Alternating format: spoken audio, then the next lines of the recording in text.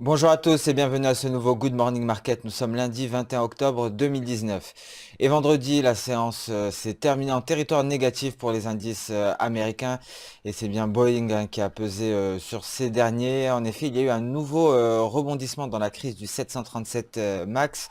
Alors, le régulateur de l'aérien américain a accusé le groupe Boeing de lui avoir caché des informations importantes, notamment un échange entre des employés révélant que le système automatique qui devait empêcher le décrochage de l'avion, le rendait difficile à piloter en simulateur. Alors cela a pesé lourdement sur l'action de Boeing, ce qui s'est répercuté sur les indices américains qui ont clôturé en territoire négatif. Alors nous attendions des réponses concrètes concernant le Brexit samedi dernier. Malheureusement, un nouveau vote sur l'accord entre l'Union européenne et le Royaume-Uni devrait avoir lieu dès aujourd'hui au sein même du Parlement britannique. Alors cela n'est pas une surprise au vu de l'importance de cet accord. Effectivement, il était peu probable que les parlementaires aient le temps d'examiner, mais également de voter un texte qui aura une importance capitale quant à l'économie du Royaume-Uni. Un délai supplémentaire est donc requis. Le tout est de savoir si Boris Johnson parviendra à des élections législatives. Cela pourrait être très mal interprété par les indices européens, qui pourraient donc accuser d'un net repli. Mais également, ça pourrait avoir des conséquences sur le câble GBP-USD qui ne cesse de profiter de toutes les avancées sur le dossier du Brexit pour progresser à la hausse. Alors pour l'heure, le câble évolue toujours en territoire positif.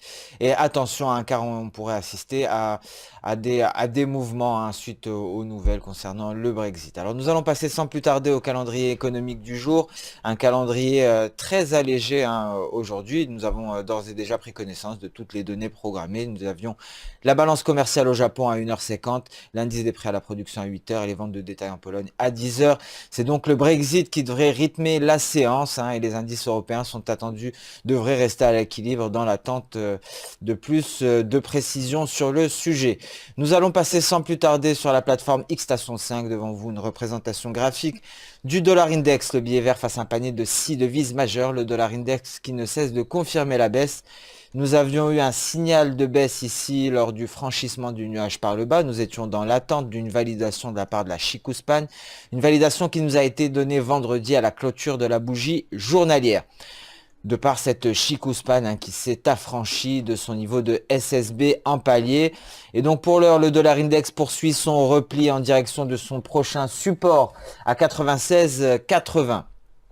Cela se répercute sur l'euro-dollar qui évolue à la hausse. Un euro-dollar qui a donné un signal d'achat le 17 octobre à la clôture. La validation n'a toujours pas été donnée et le sera très certainement lorsque la lagging span rencontrera ce niveau de SSB, un niveau qui matérialise les 1,2185.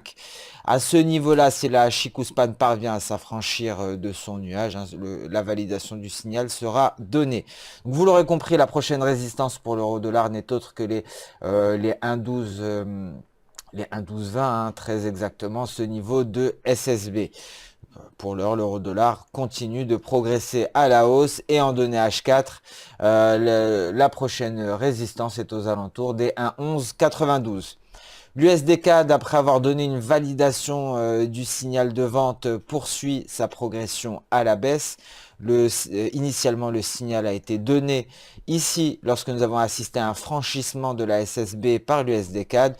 Nous étions dans l'attente d'une validation de la lagging span. La validation a bel et bien été donnée lorsque la Chikou s'est affranchie d'une part de son bas de nuage, d'autre part de ses chandeliers japonais. Donc une validation de signal qui est venue de pair avec une poursuite du repli pour l'USD-CAD. L'USD-CAD qui pourrait très bien aller chercher les 1,31030, son prochain support journalier.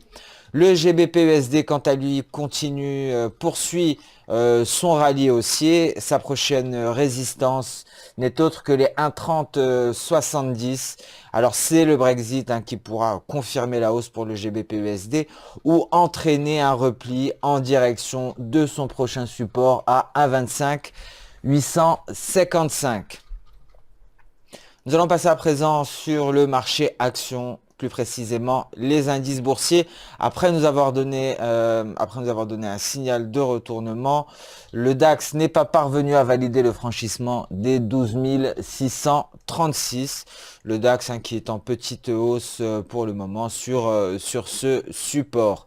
Attention car le DAX pourrait se retourner si nous avions des mauvaises nouvelles concernant l'évolution du dossier sur le Brexit. Le CAC 40 quant à lui est en repli et se dirige vers son prochain support à 5605 pour l'heure.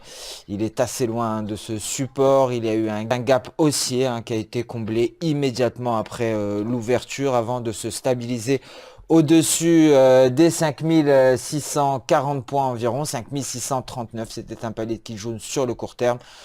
Pour le moment, aucune direction prédéterminée pour le CAC 40, un gap simplement comblé, un CAC 40 en territoire négatif, mais qui reste proche de l'équilibre.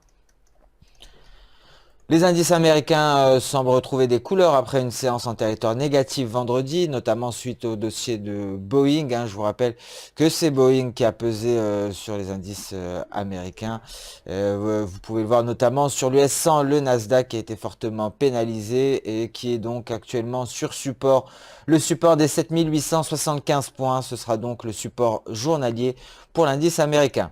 Nous allons passer à présent sur le volet des matières premières. Alors l'or qui est toujours relativement stable, extrêmement stable, même depuis plusieurs séances en dessous de cette Kijun en palier à 1498 dollars l'once d'or.